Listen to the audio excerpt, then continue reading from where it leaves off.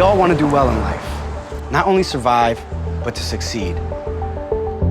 Making a living sounds simple, but there are tens of millions of Americans every year who struggle in poverty and rely on government assistance to help them make ends meet. This is Richard. Today, he works full-time as an exterminator and is licensed by New York State. But as a teenager, he struggled with school, and his path wasn't always as clear. The first key to success? You guessed it, education. I dropped out at about 9th grade. But was it really 9th grade? Was it just going to school and getting the free breakfast and getting the free lunch? And sitting in a classroom with 50 other kids, where everyone is doing what they want to do, and sometimes we would escape. And I'd be so far behind on whatever it is that they were teaching that the teachers didn't even bother. It's embarrassing to say, I can't read that. Would you please read this for me? I don't know what this says. You know, it hurts. I just kept committing crimes and I got locked up for robbery. Richard ended up here in Rikers Prison in New York. Prison would be his home for the next 20 years. Then they take you and they shave your head. They give you a prison outfit and they give you a number. They tell you, learn this number. This is who you are. Richard had hit bottom, and in this unlikely place, he decided to turn his life around. I learned how to read in prison. I learned how to write in prison. I saved up my 16 cents an hour for months to buy a radio just so I could listen to NPR and improve my vocabulary. So to those people right now that are struggling with the thought of education, is it worth it? Yes, totally. Once you learn how to read and you're educated and you're exposed to certain kind of literature and certain kind of experiences, your mind opens up in ways that is inexplicable. You literally have to go through the motions to know what I'm talking about. You literally have to read the book. Don't have someone tell you about it. Go through the motions, go through the class, listen to the people, and something inside you will awake. You will see that the value of education is insanely important. So for Richard, education became insanely important. Think about that. Education became Richard's first step to a better life. Now for the second key to success, I'd like you to meet someone else. This is Monique. She had a different reason for dropping out. She was about to become a single mother. Just trying to find love in all the wrong places and bumped into my son's father. I was expecting to have a family and he was just looking for somebody to just lay around with. I dropped out of school and ever since then I've been taking the GED test. I've taken the test more than 10 times. I lost count, but it's not gonna stop me. Even if I'm 50 and I'm still taking, I'm still gonna continue to take it. That I dedicated to myself.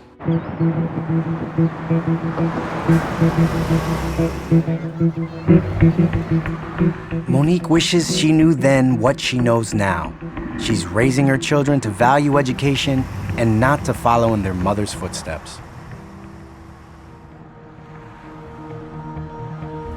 Isabel Sawhill is a distinguished scholar.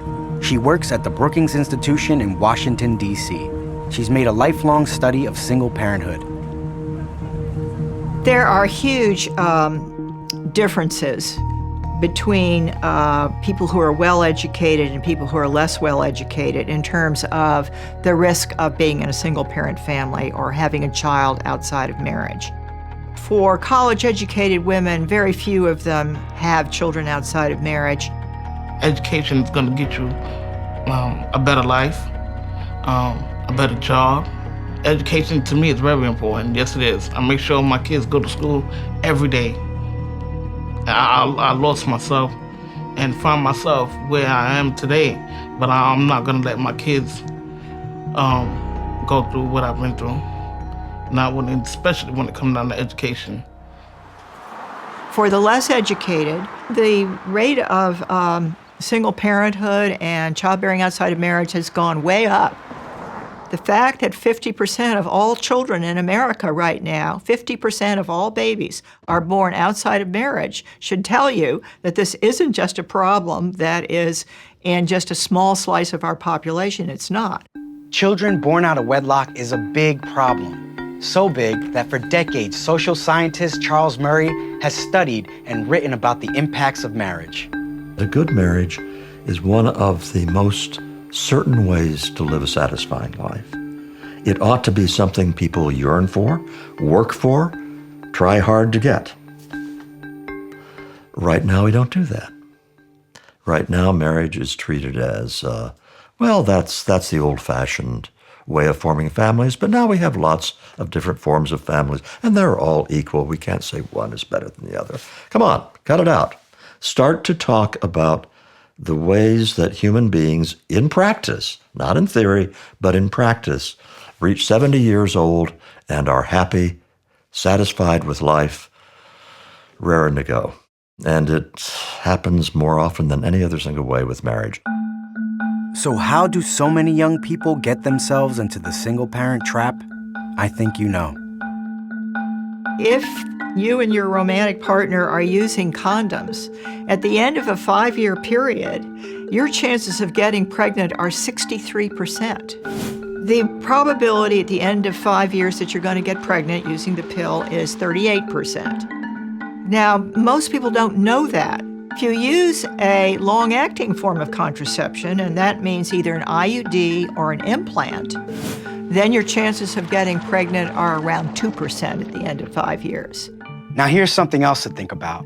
Single parents are 4 to 5 times more likely to stay trapped in poverty and need government assistance to live. So, listen to the experts. Avoid single parenthood.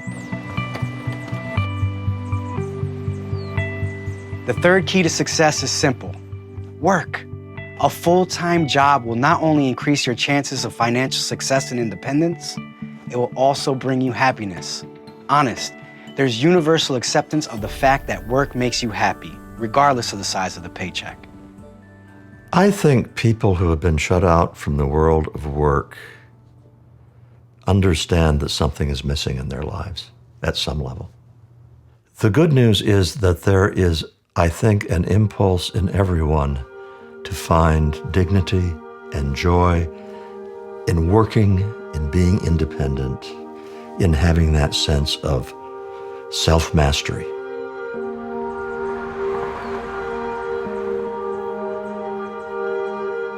Remember Richard? It was through work that he transformed his life. After 20 years, he got out of prison. He had nowhere to go, and he had no job, until he found his way here, at a place called Ready, Willing, and Able. Ready, Willing, and Able transitions men from prison and homelessness into full-time work. When I got here, they accepted me. It was cathartic. A weight was lifted off my shoulders. I got to eat. I got to shower. I slept in a great bed. The energy here was so positive. Everybody's building. Everybody's calling me sir. Nobody calls me sir. So how long you been with us now? 19 months now. I remember you saying to me once that do all you can while you're here, because by the time you look, it'll all be over. Yeah, I mean, sometimes when you're recreating and reinventing yourself, it looks so far away. But then when you get involved in the actual work of it, it goes quickly.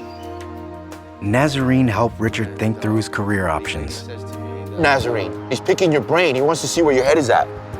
What are your plans? What do you want to do? What are your dreams? This and that, blah, blah, blah. So now I did the research. Rats and roaches outpopulate us 1,000 to 1. Pest control, there's a lot of math involved, a lot of logic. Richard studied tirelessly for his pest control licensing exam. There are 2 books about the size of a phone book. And there are hundreds and hundreds of questions. So I ran around with those books for like months like they were the Bible, reading. Through Ready, Willing, and Able, Richard finally had the support he needed. Remember this about our program. Once the word and you come here, you still have to do the work. Yes. You got up every morning. You worked hard every day. You stayed drug-free. You went to class at night. You did everything necessary to recreate yourself. That's what makes us different. It's fantastic. You know? That's real.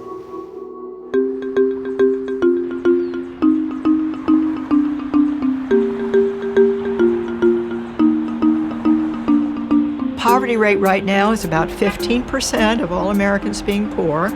If you graduated from high school, if you worked full-time, and if you didn't have children until you were in a stable two-parent family, the poverty rate would fall to 2%. Those are pretty good odds.